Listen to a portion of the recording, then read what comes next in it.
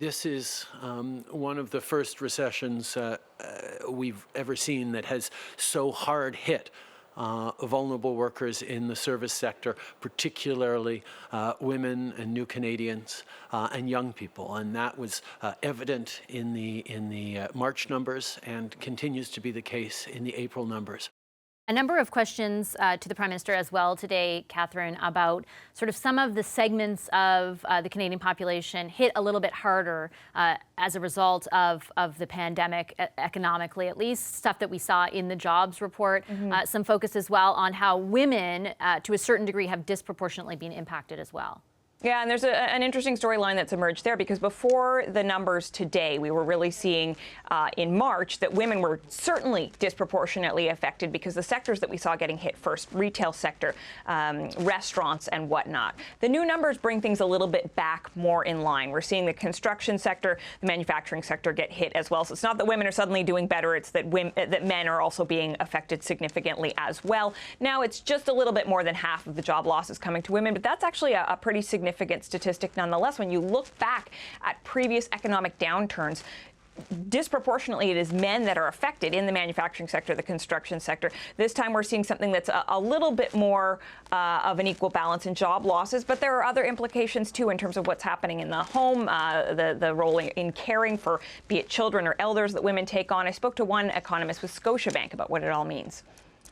Women are both frontlined and sidelined in this crisis, because on the one hand, women make up 80% of healthcare, and they are being put in the front lines of providing services, and likewise for essential services like groceries. And on the other hand, they're also being sidelined in service sectors that have been shut down. So they're really bearing the brunt on both sides of the work front in that regard.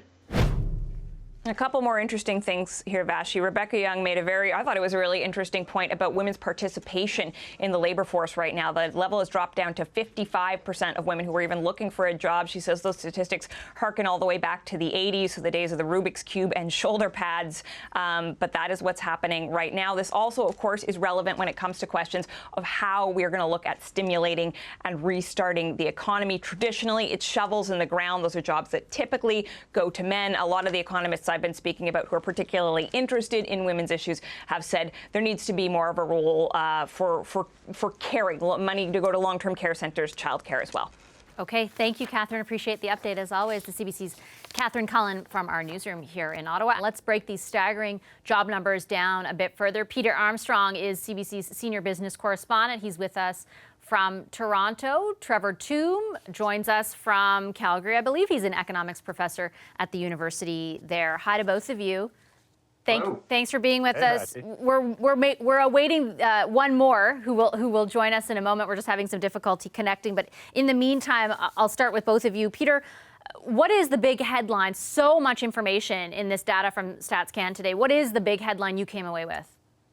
Well, the data back up what we've been seeing for a couple of months. If you walk down the main street of your town or your neighborhood, these numbers can't be a surprise. They are deep and they are scary, but they can't be very surprising because we see it on our main streets with shops closed and businesses shuttered. The depths of them are pretty rough, but they mirror what we have been seeing ourselves, and they give us data about which sectors are getting hit hardest, and therefore give us information about what the recovery might look like. But, you know, the depths of it, we're at 3 million have lost their jobs, and then another 2.5 million have had the hours they work reduced by more than half. So we're talking about a staggering number of Canadians that are either completely out of work or had their hours so reduced that they almost might as well be. And when it comes to those numbers, Professor Toome, and specifically the unemployment rate, I've been hearing, and I looked through your tweets, that, you know, the rate is probably a lot higher. This is probably even underestimating it. That's right. So keep in mind that when we count a worker as unemployed, they both don't have a job and they are looking for one. And so as Peter mentioned, many people have lost most or all of their hours. In fact, 2.1 million Canadians have lost 2.1 more million Canadians have worked 0 hours in the past month. And then some who have lost their jobs are not looking. And now is a particularly difficult time to look. So add to that another million or so Canadians. So combined, the total effective unemployment rate in Canada is about 1/3, or roughly I calculate 32% in April. And so that's an unprecedented number of workers who are not working in Canada. Yeah, qualify, if you don't mind, I want to follow up with you on that, Trevor. Qualify for us, and I feel like a broken record using the word unprecedented, but how does this compare with anything else economically we've seen in this country? Well, it is difficult to compare over long spans of time. Data quality changes, methods change, and so on. But the best estimates we have for the unemployment rate at the worst point in the Great Depression was that it was about 25%. So when we're talking about 1/3 of Canada's labor force effectively unemployed today, that exceeds the worst point in recorded economic history in Canada. Peter, are you still with us there? I am. Yes, yeah. okay. Can you hear me? Yeah, okay, I can now. I was worried that the connection went down. But on the same question, and I will have to interrupt you in a minute just as we join some of our stations, our local stations on the main network. But on the point of, I guess, historical context here, what can you offer us? Well, I mean, Trevor put out, I think it was Trevor, put out a tweet today with a chart of all the various sort of drop-offs we've seen and all the downturns we've seen. And, you know, when you look at these numbers over years, the year 1982 keeps coming up because it was just an awful year. Lots and lots and lots of people lost their jobs. It had been the big precedent-setting year in modern history.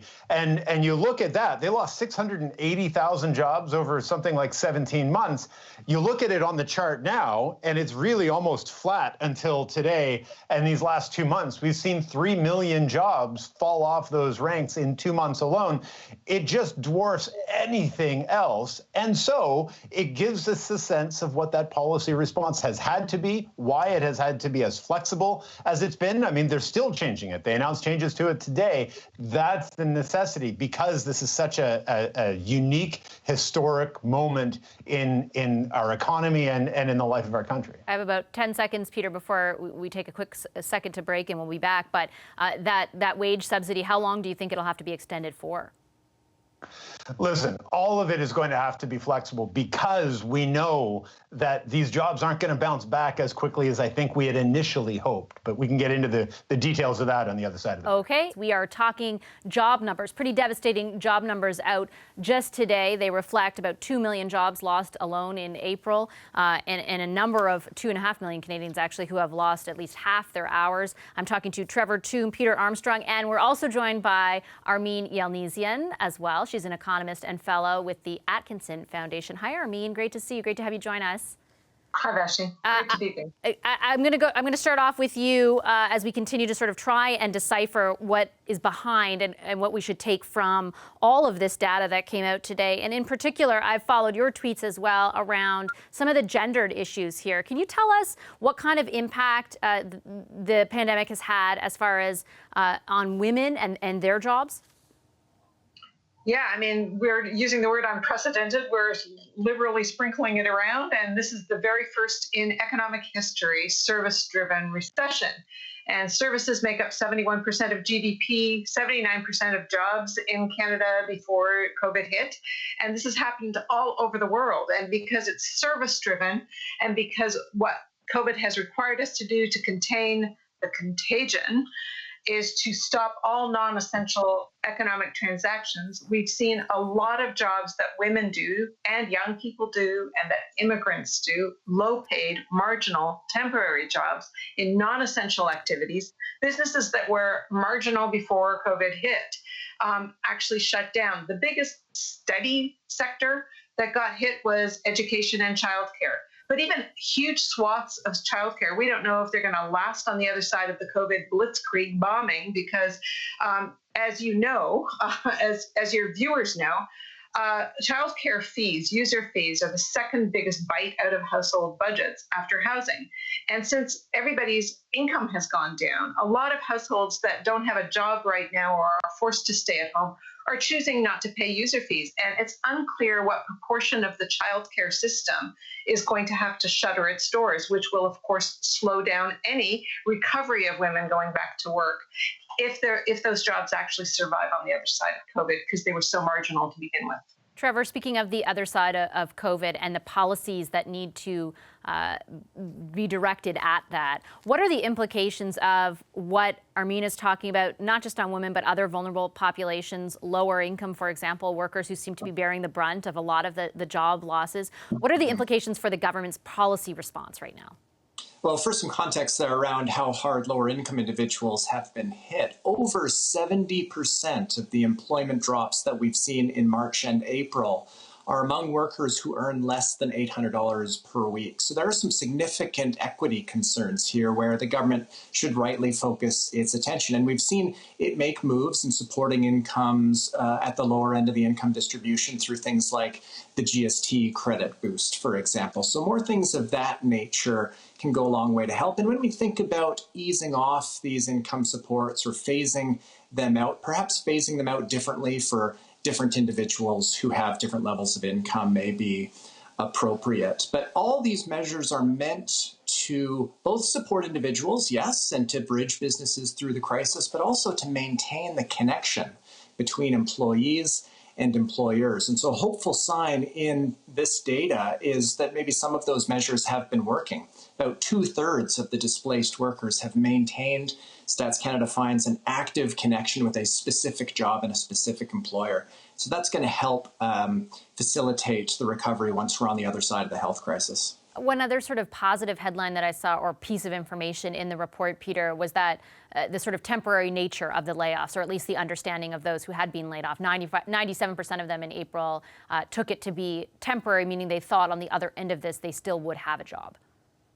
For sure. And that's why stuff like the wage supplement matters so much. The policy pieces of keeping employees tethered in some way, maybe loosely, maybe not even officially. The wage supplement's the best way to do it. To keep them tethered together through this crisis is so important. We all know that the hardest part, whether you're an employer or a potential employee, of finding a job is the actual search. And, you know, you can see that play out at every level of this. So keeping them in contact with one another and expecting to hear from one another will allow those jobs to go back more quickly. But I mean, the biggest, most important policy discussion of our age will address Armin's question about how do you solve a recession that's driven in the services industry. We know how to make shovel-ready projects and how to sort of, you know, infrastructure spending. I don't know what the answer is to a services-driven recession. How do we make consumers like me more confident about going back to work? How do we make those employees of those vulnerable jobs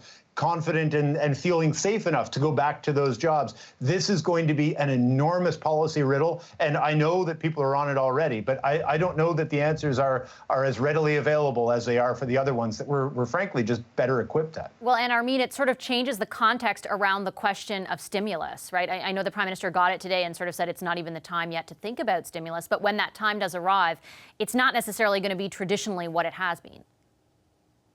Well, correct. I mean, people are talking about rolling forward shovel-ready infrastructure projects. Bring it on. We have a 25-year deficit in maintaining and repairing our infrastructure. But mathematically speaking, there isn't enough men to fill the void of the number of jobs women lost. They're just like, if we don't get some of these women back to work, what's going to happen is that though they're low paid, their incomes are so vital to their household income that less household income means less spending. Currently, household spending is about almost 57% of the economy.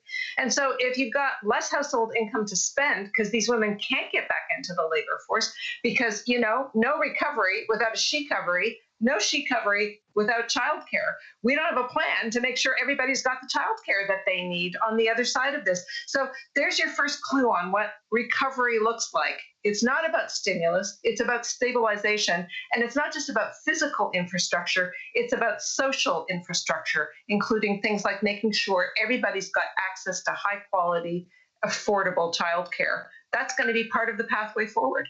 Okay, I have to leave it there. I'm out of time, but I really want to thank all three of you for making time for us. Your insights are very much always appreciated. Thanks to Trevor Toom, Peter Armstrong, and Armin Yelnizyan.